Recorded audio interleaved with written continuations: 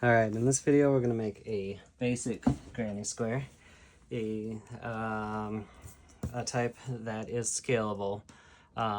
It will be square the whole time, but once you have your center established, you can just keep going further and further out, unlike other granny squares that have a finite limit. Now this granny square starts with a basic pattern, and then the repeat just keeps spiraling out from here.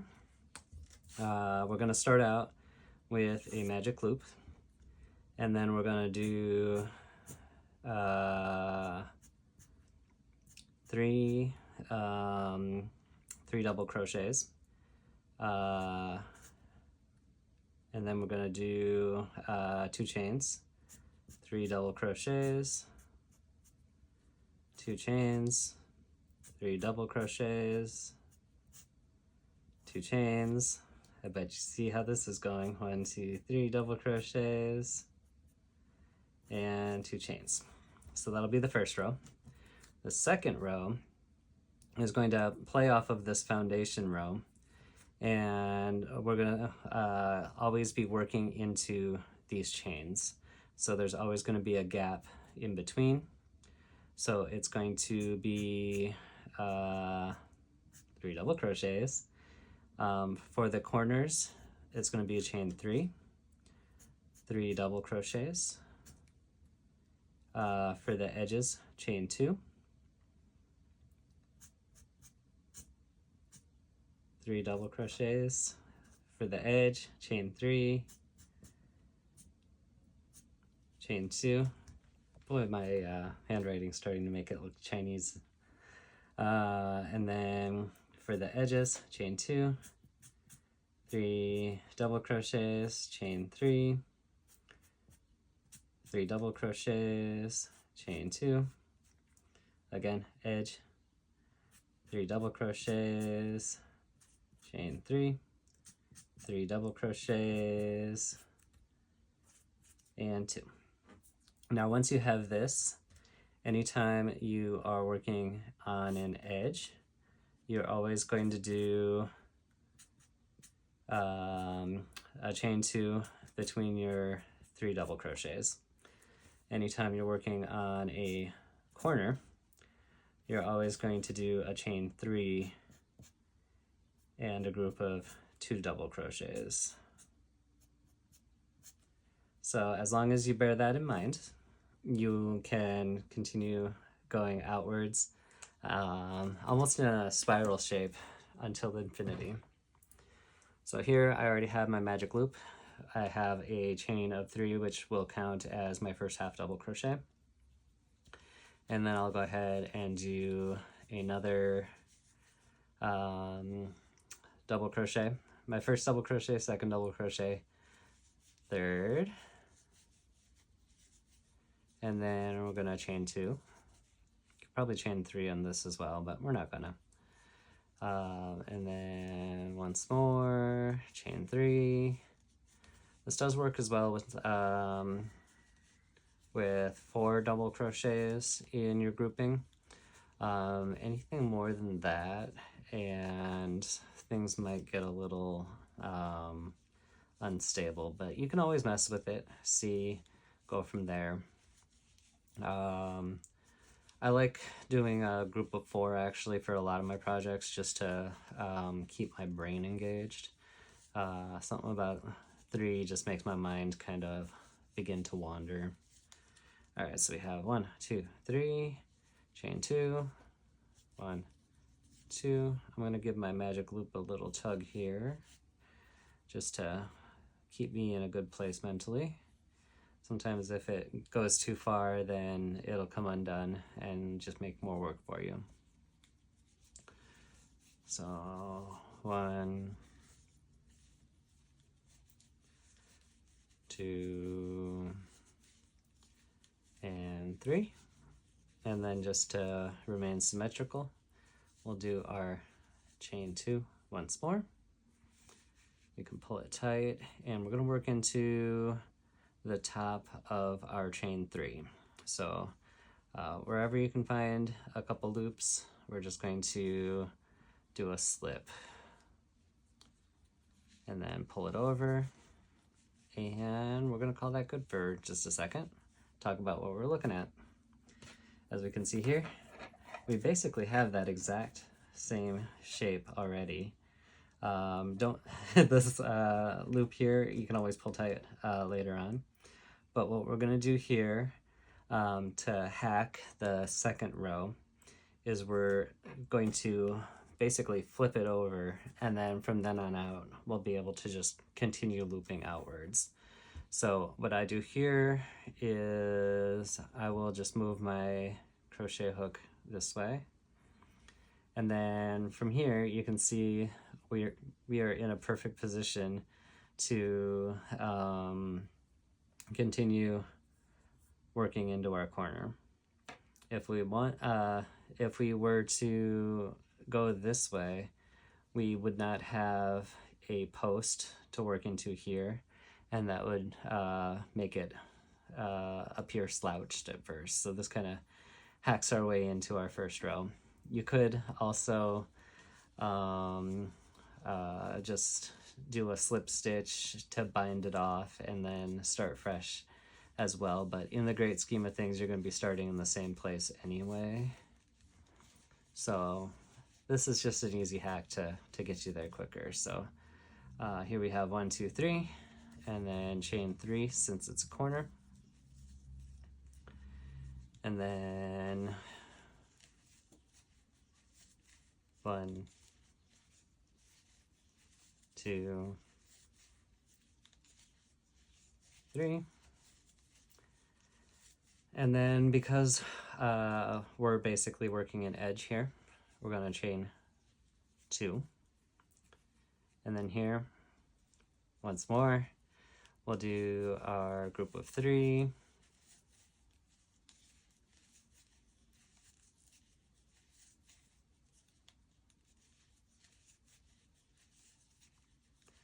And then because we're working on a corner, 1, 2, 3.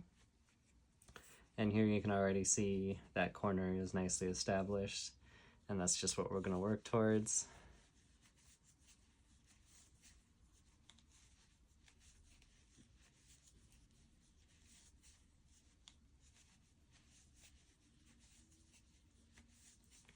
And then this is an edge, so 2. And that same process.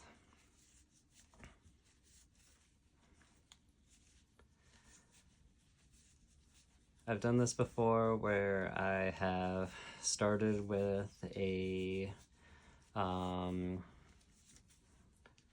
color changing yarn where it's has some pretty big color changes, and it early on in the project it was every row would change color in kind of a classic way, or every few rows would change color. And then as the project got bigger, then it became every side would change color, which made for a very mesmerizing look. If you're using this as a stash buster where you've just got a bunch of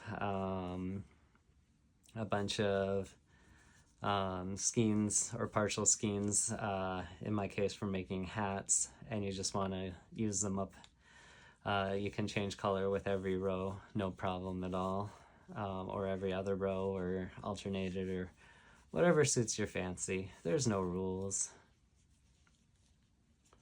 So here we're on our last corner, as we can see here, and then just like before, we are going to chain 2 to finish it off. 1 and 2, and then we will find a nice spot here. I like to be able to grab 2 loops, so 2 loops, and do a slip stitch, pull over, and call it a day. I'm going to go ahead and pull this tight, somewhat tight. It can get tighter, but we can see here we already have, I'm going to flip this over just so you can see. we already have the beautiful makings of a nice checkerboard pattern granny square. And then from here, we can just keep the process going.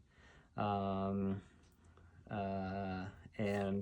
just like I said before, you'll do in between the edge gaps, you'll do chain 2.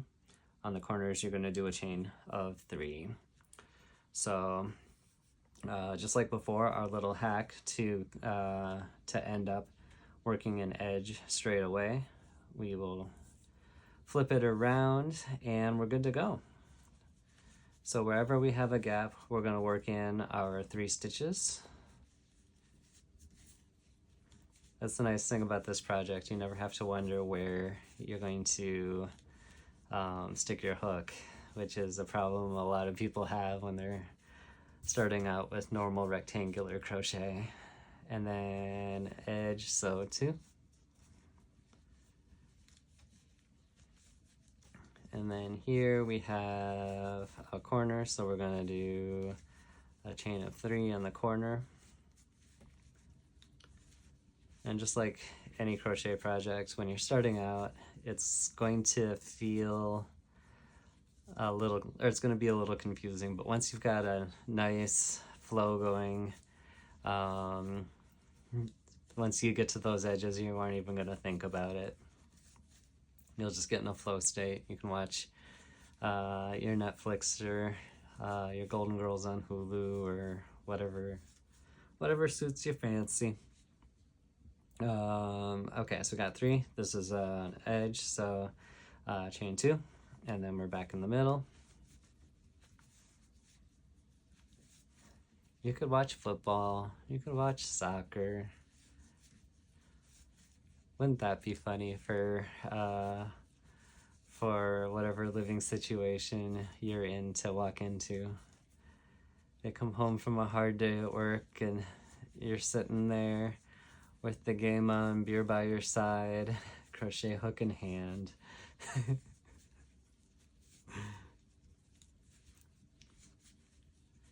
I'm sure it'll lead to some questions, but boy, boy, will that make me happy. And if that happens to you, please share that with me.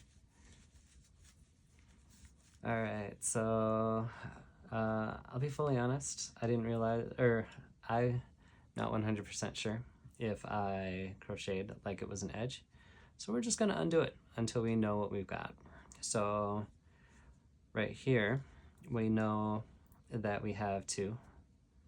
So I'll do a 3rd double crochet. And then since I wasn't sure before, and it turns out I only had 2, we'll make sure to do 3 this time. That's what happens when you ramble too much. And then finish off our corner.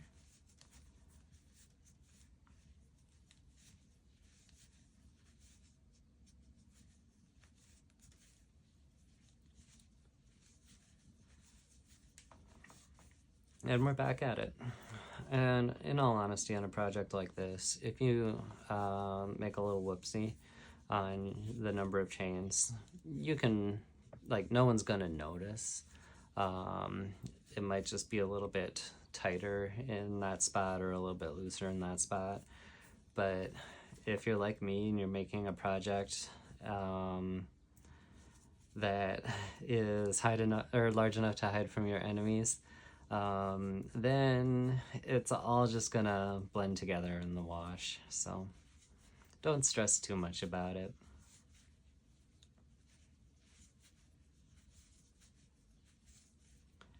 So another corner, chain 3.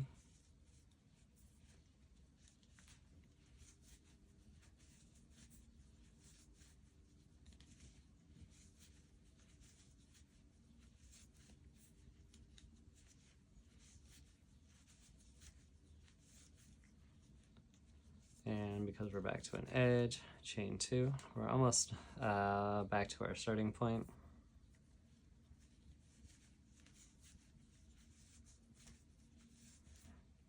Now what I love about this project for a blanket is if you're using it as just a blanket,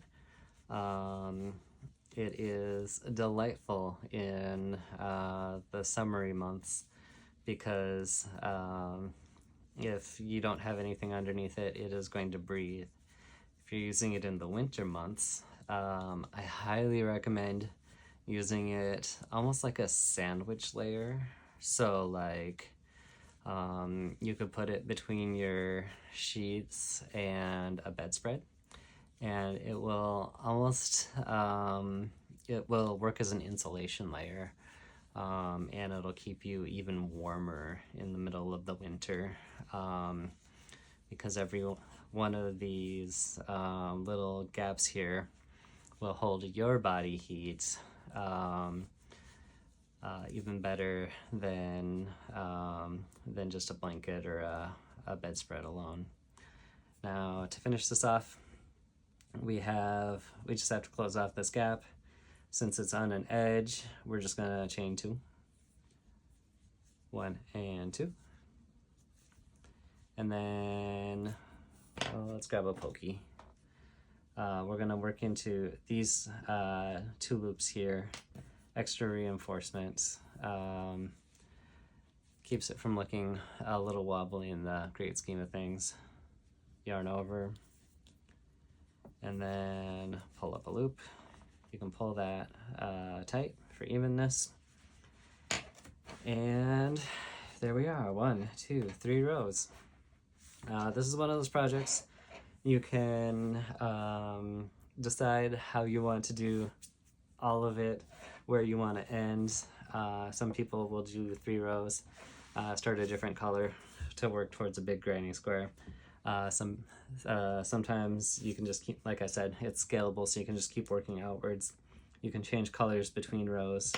If you want to do that, just snip off your yarn, weave in the ends, and start your new color.